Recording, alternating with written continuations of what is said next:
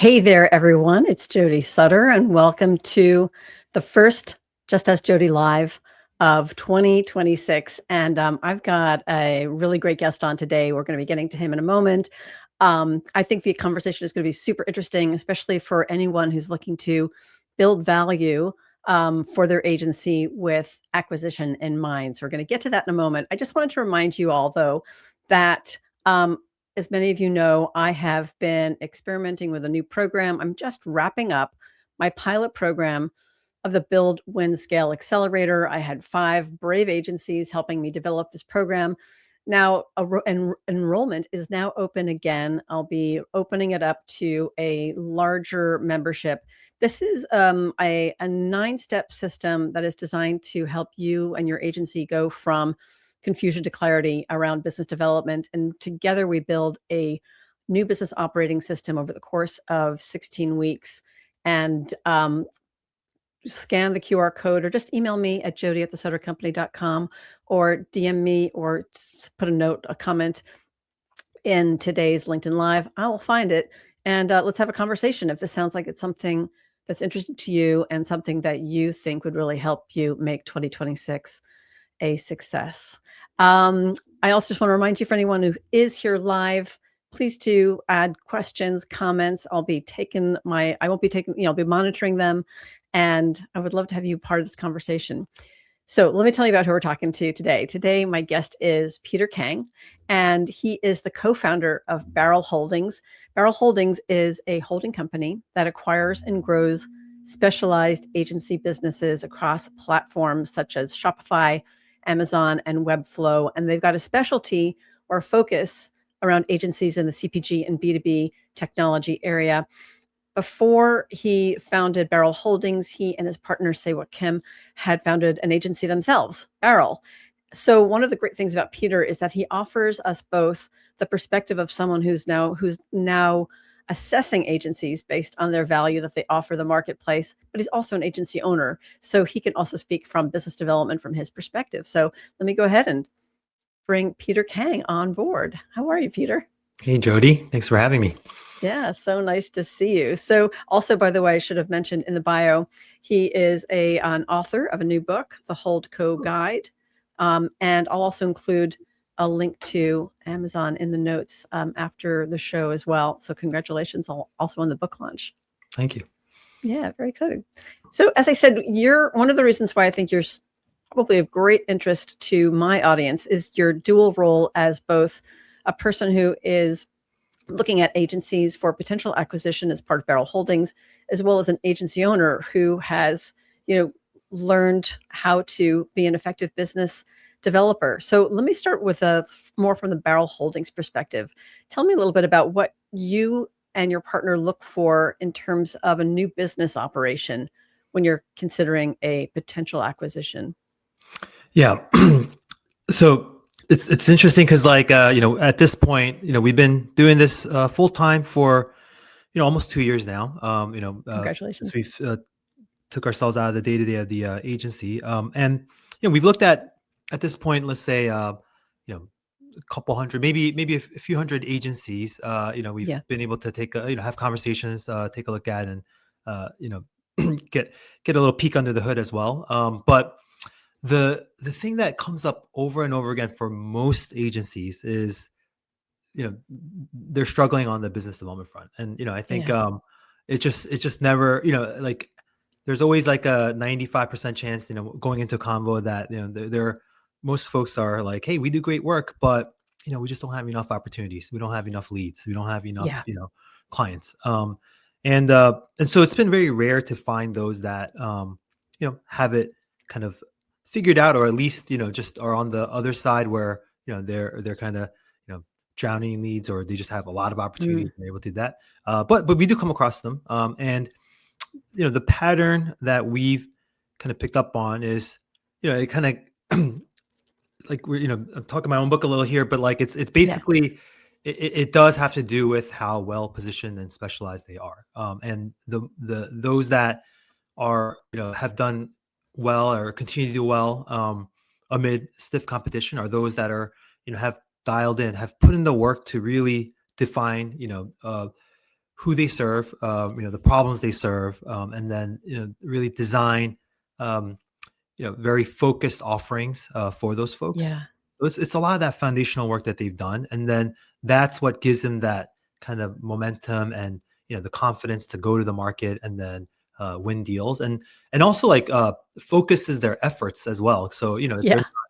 they're not like spraying praying.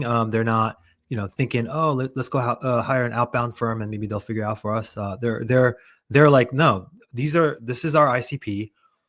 These are the folks within the orgs. This is how they make buying decisions, and these are Yeah. the places where we're going to find them. And so they know to show up at these conferences that are very niche and like industry specific or kind of problem specific. And then they also know what kind of conversations to have, or when they put out content, they know like how to get nitty gritty with the content. It's not like, oh, like 5 best practices for a new website. It's not like that. It's like, no, Yeah. like for your specific industry, like these are the problems you're having with lead gen, and this is how we're going to solve it for you. And they're talking very in a very detailed manner, and they come off as experts. So I think those things all click together to make Yeah. their business development practice more effective. I think that a lot of agencies are probably really tired of hearing people like me, people like you, other experts in this area saying you should position yourself as tightly as possible. And I think you can go down the road where you sort of position yourself into oblivion, but the I say it's ultimately it comes down to a business decision. How hard can you afford to work to start to try to find needles in haystacks? When you're pitching yourself to everyone, you're pitching yourself to no one. Yeah. So I really like hearing it from you because I think also, again, back to like this idea of it's a business decision. So it becomes, for instance, one of the pushbacks I get is like, well, we don't want to specialize because we don't want to limit ourselves with the types of clients that we want to work with. We want a lot of options. And so I'll say, okay, fine. If you want a lot of options, you will be doing business development for a good amount of time in order to find those options. So I think also with your idea of like acquisition, if you're a small agency that's interested in eventually being acquired, it's your sort of exit strategy. If you want to make yourself more valuable, you should probably consider having a tighter positioning. Did I get that right? Yeah, definitely. I mean, because Yeah. especially you got to think about it from the perspective of the buyer.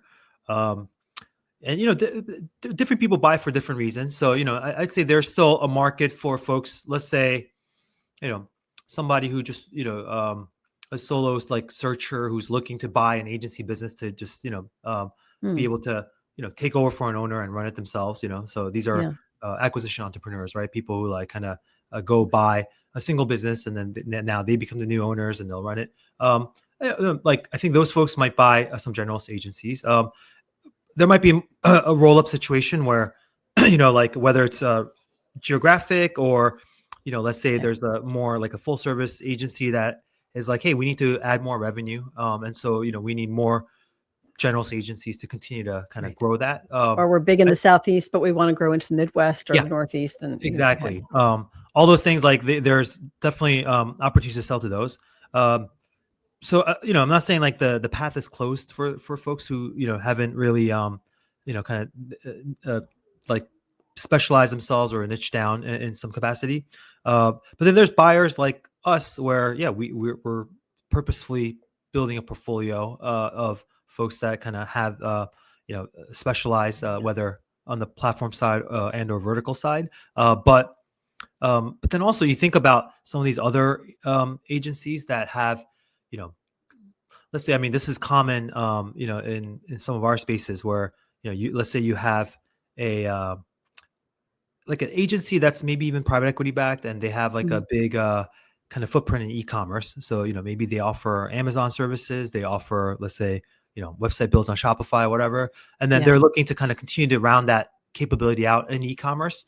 So, to them, like, let's say an agency focused on, let's say lifecycle marketing or retention marketing, for e-com is going to be attractive. So like that specialization is going to help them. And, it's got to be for, let's say, the same kind of ICP, which might be consumer brands. And so, yeah, Yeah. things like that. It starts to, like, once you understand the universe of buyers, you can start to figure out like, okay, maybe I need to design, my agency to kind of be attractive to the type of buyers I want looking at our agency.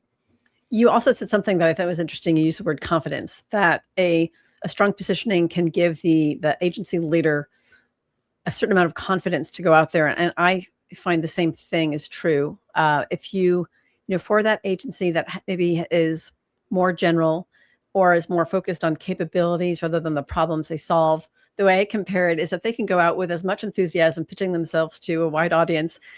And the pitch sort of sounds a little bit like, just trust us. Everything's going to be great. Come on over. It's going to be fantastic. Versus this notion of like, hey, we understand you, our ideal client, because we have worked with companies in a similar situation and we've developed solutions. And so it may not be the right time, but we have the capability of solving a problem we think you have.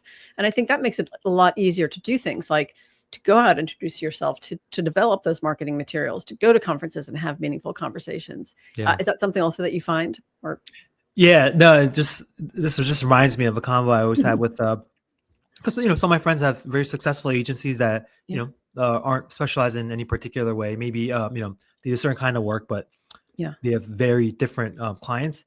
And I think about their pitch a lot is always like, hey, like we've worked with a lot of different companies, and we, the client will always ask like, hey, have you done work in my industry or for my kind of business? And they'll be like, we haven't, but we're not going to be constrained. And we can be more creative in our solutioning because we haven't, we won't look at it the same way that the others do. So that's their pitch of like, hey, our solution's got to be more creative because of that, which I'm like, that's one way. So it's like, if you want to stay, and which it's really appealing to a lot of folks who are creative because they're like, well, like that sounds really good. Cause like, and some buyers might actually be into that.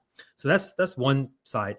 I think the side like, and I personally prefer, for various reasons, the other side of it, which is like, hey, like a lot of expertise is built on pattern recognition and, having solved similar problems for folks and seen a lot of variety within that particular, client type or problem type, and gone deep into it and seen edge cases and like, hey, we have this whole library of patterns that we can leverage. And we know what questions to ask to unlock a lot of things and that are very specific to the problems that you face. And by the way, here's a dozen examples of times that we've done this. I feel more confident doing that, but that's not to say like others have been successful on the other side. So it's kind of funny to like, this is where, I'm not dogmatic about, I always say there's many ways to win. I don't, and I've seen folks win in a variety of ways. But yeah, like just if I had my preference, it'd be for, kind of the ones with that density of pattern recognition and, And I also agree, going back to the agencies that can say, we come up with fresh solutions because we're not biased by those patterns. You do need a particular type of client who is either they feel like they are hampered by certain biases among their own consumer audience, or it's a new CMO who just wants to make a mark. The other thing I ask my clients to do is to say, look, think about the risk of hiring an agency. Hiring an agency is risky. If they get it wrong, then they're going to lose time, they're going to lose money, they're going to lose opportunity. And so for many, again, to your point, not all, but for many marketers, this idea of like, trust us because we're going to come at this with a fresh perspective. It's like, like we're about to give you all this money and time. Is that really going to work? Let me move, like shifting a little bit. I want to ask you about founder-led sales. So I know a lot of agency founders I work with, agency founders, and I know you do too. And so the many agency founders are keen to move the sales function off of their plate. In my business, I tend to want to convince agency owners, agency founders that, well, in general, I see that they probably should be doing more business development than they are, or they need to have certain things, a certain foundation set up before they can offload that. But as someone who is a founder themselves, what's your viewpoint on agency founder-led sales? Yeah. Wow. A lot like so I mean, I think it's interesting because like I've seen this. I used to think it was scale, like, oh, if you're small, then of course agency founder-led sales makes sense. Hmm. And then as you get larger, you can invest more resources and have others people take over. But it's not always been the case. Like I've seen, even at agencies that are much larger, um, where the founder can play a very important role in the sales process.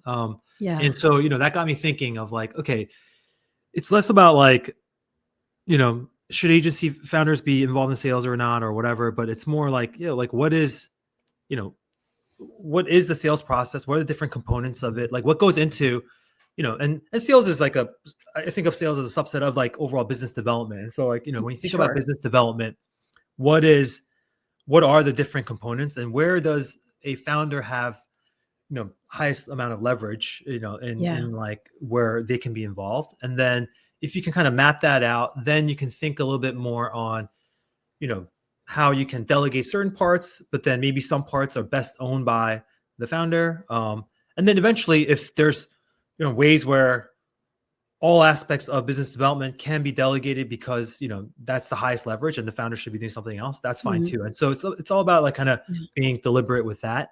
And so you know a lot of it also depends on the founder, what gives the founder energy and what's going to be sustainable for them, and like what kind of drives their day to day as well.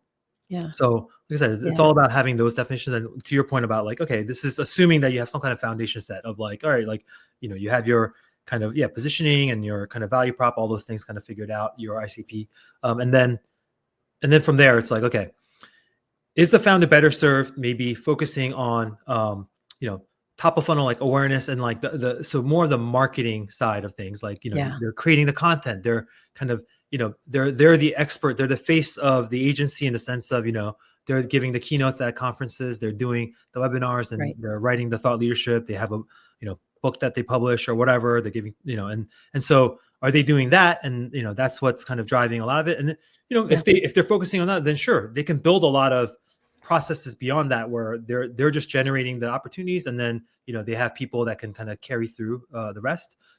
Sometimes that's one way to look at it. Another might be like, okay, maybe they're best in the closing phase, and so you Yes, know they exactly. might they might be the ones, they have such great insights, awesome at like being that you know Yeah. that second or third meeting where like all the stakeholders from the client side are there, and it's kind of like, hey, let me kind of, you know, um, you know, push back on all the objections with all these wonderful insights that are going to just kind of de-risk, your decision Yeah. making and kind of make you feel confident going with us. So maybe it's that kind of person. Yeah, and then there's a lot of other parts of sales, like and you just have to kind of weigh like what's the highest leverage stuff. Yeah. Some things of like, hey, do you always need to be the one taking the initial discovery call without knowing whether someone's a poor fit or not? And I think sometimes when a founder feels stuck doing that, that feels kind of like a drag, and it's kind of like, oh, Yeah. I wish I don't have to do this. And yeah, Yes. maybe you don't, and Yeah. maybe that's something you can delegate and do a better Yeah. job. I mean, simply just kind of automating that a little bit more or having clear language up front can just cut out 50% of it, and Yeah. make it easier for you. But yeah, so like I said, there's a lot of different ways to go about that.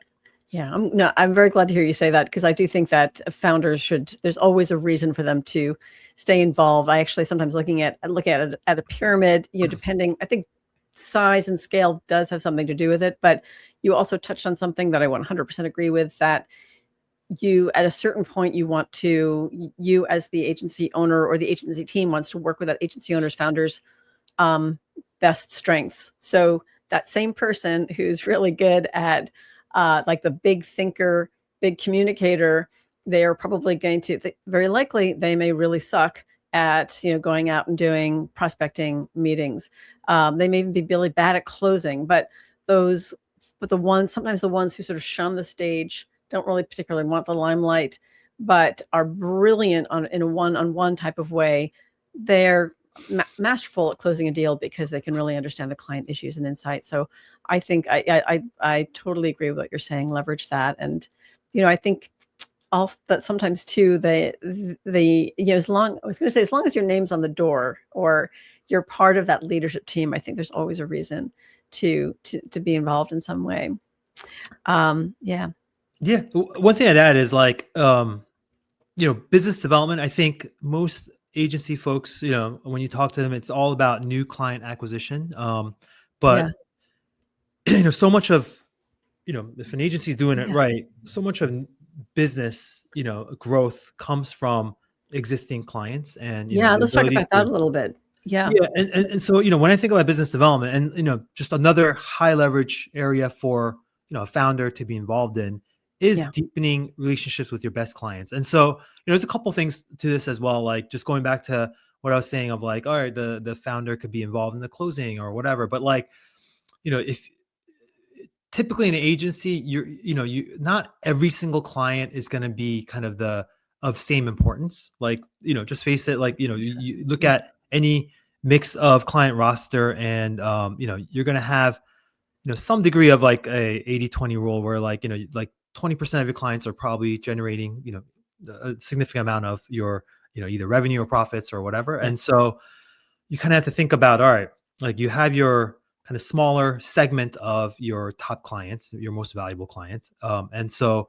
if sometimes the founder and their kind of time and energy is best deployed to like, being present for those accounts, Sure. being the trusted advisor for Yeah. that, Yeah. being the one to, help nurture and grow that account to beyond just that initial, engagement and Yeah. into something that's more of a long-term um, yeah, relationship with the client. So, I think that's where, and that could involve, yeah, like overseeing, making the work is perfect, making sure like, the client just feels heard, or like, just you're asking the right questions or structuring the engagement the right way and all that. And that's all business development, because at the end, that's the stuff that's driving a lot of revenue. And, honestly, that's Yes. the stuff that you do it right with the client. They're going to be the ones sending the referrals, and, they're going to be the ones Yes. kind of giving you the, the case studies and the testimonials that are going to allow you to generate more work in the future. So it's all of those things that I think a founder can be very much involved with. And so when you say, Yeah. yeah, founder, sales, business development, like I'm like, yeah, it's just, you can't get away from it, but you can pick and choose, where you can have the most Right. impact. Right. Let me ask you this. It's a totally unplanned question. At what point do you recommend for the agencies that you're working with, at what point do you recommend that they bring on a some sort of a, full-time dedicated resource for business development, which may include maybe more around marketing, maybe more around selling, or or pitching and closing? At what point? Because I get that question a lot. Like, should we hire someone? Yeah. I mean, I think it's just being honest with like where, the time is best spent for the agency leader. Right. So, Mhm. because, like just going back to like, I don't know if it's about size, but it's definitely about like leverage and where you can get the most. And so Yeah. sometimes you're going to have an agency leader. In our case, they're some are founders, some aren't, but they're all like agency principals, right? They're the kind of Yeah. CEOs leading our agencies, Yeah. Yeah. and some of them, are going to be okay leading the business development side, and they're perfectly, comfortable doing that, or just really Yes. good at doing They it. like the Um, control.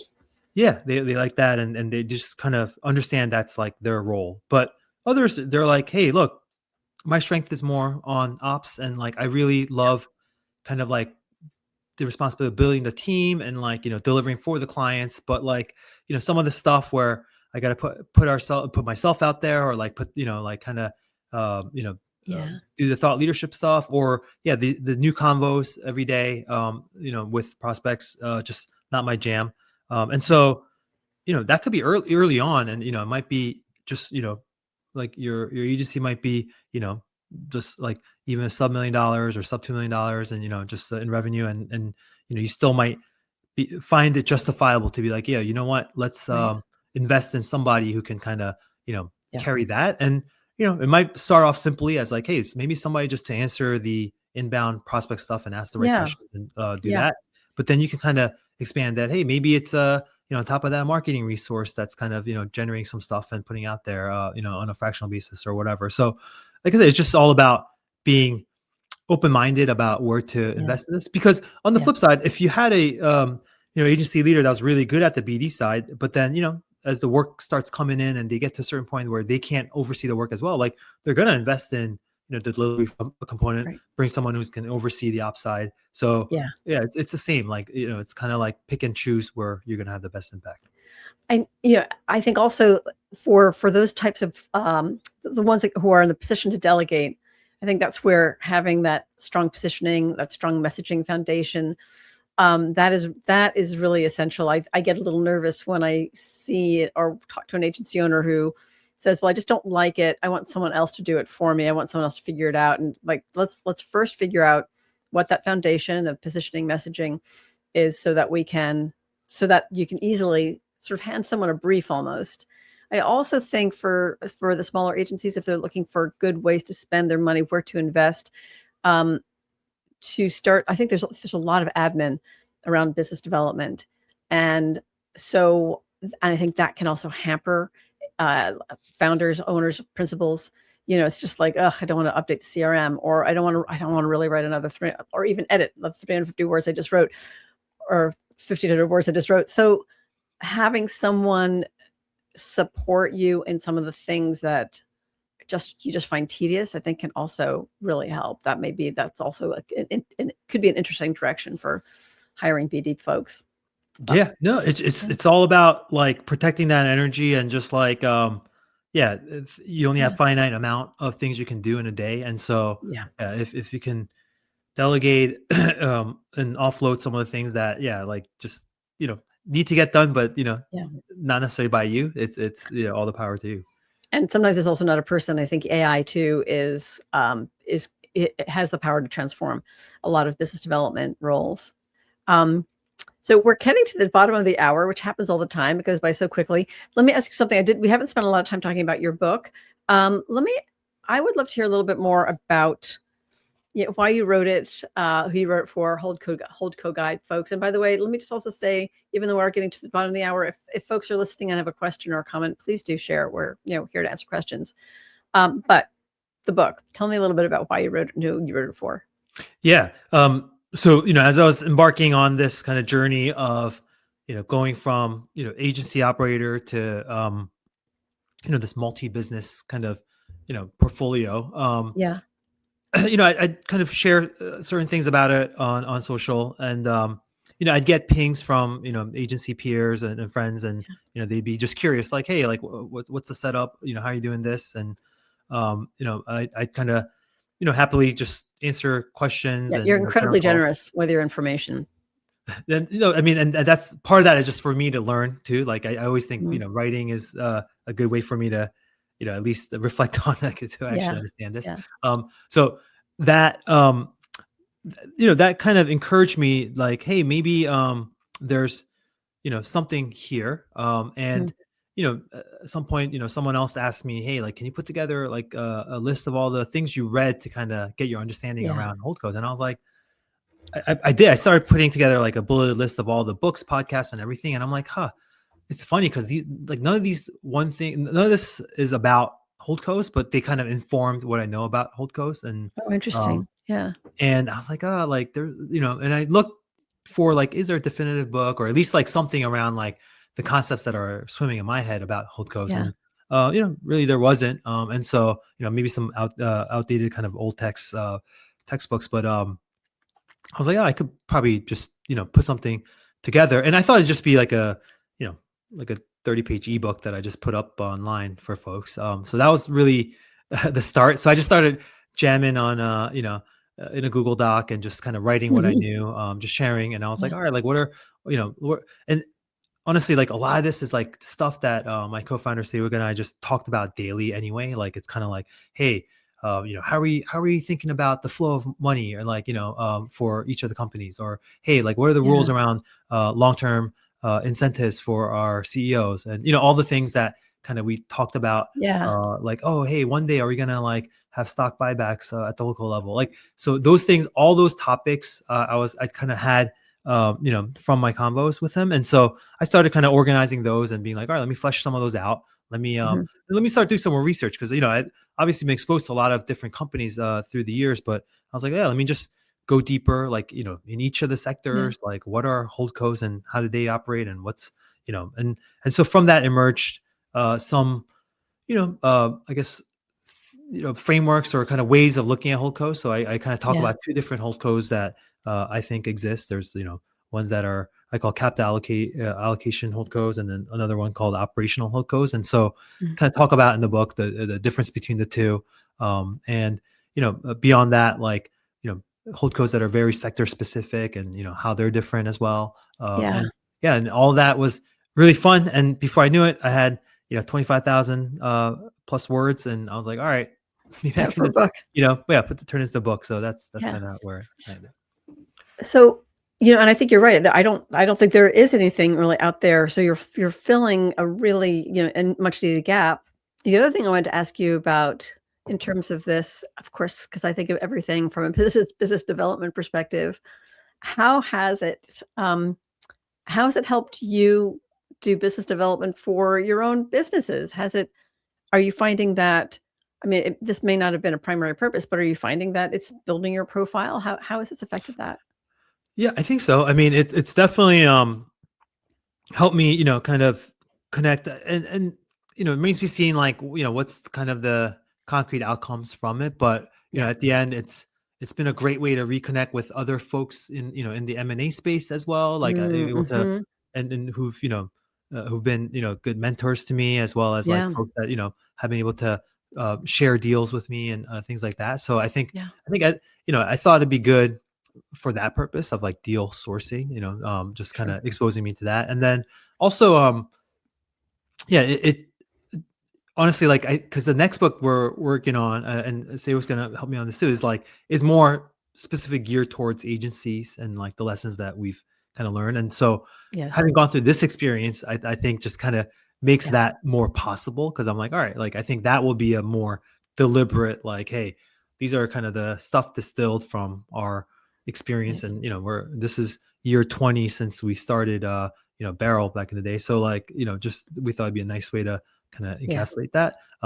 But yeah, I think overall, like I think it's also giving me exposure on like how to better market the book. Oh, Just sure. Yeah. like, oh, this is what's involved, and this is how I can better stage it next time. And Yeah. and I'm pretty happy. Like it's kind of I didn't expect more than a dozen or so people to like want to read about this topic. But like it's been the reception's been really positive. Yeah. Yeah. And I think going back to something we were saying earlier, I think, writing a book may not be for everyone, but it's a great way to get your perspective out there. And that can directly lead to, profile building and engaging an audience. And so if you're thinking about it, out there, anyone else out there, you follow Peter's lead. Um, Peter, thank you. We're a little bit past the hour. Is there anything that I didn't ask that you want to make sure you tell the watchers or the watchers of the recording, because that often happens. Anything that I missed before we just tell people a little bit more about how to maybe connect with you in some ways? No, I mean, yeah, Yeah, I think we covered a lot of the things that we want we to talk covered a about. lot in half an hour. Yeah. Well, listen, folks, I want to give you a couple of ways to connect with Peter. His website, peterkang.com, where you can go and subscribe to his newsletter, Consume Created, which, look, there are a lot of newsletters out there. I subscribe to very few. This is one of the ones, just disappeared. Sorry. This is one of the ones that I subscribe to. It's really good. I get a lot of interesting perspectives. So, Peter, thank you so much for sharing the stuff that you share. Um, you can also connect with him on LinkedIn and or send him a DM on LinkedIn. And I will also put in the comments, like I said, put a link to your not only your profile but also to a link to buy your book as well. So Awesome. thank you so much for being on Just Ask Jody Live. It was such a pleasure talking to you. Yeah, no, thank you for having me.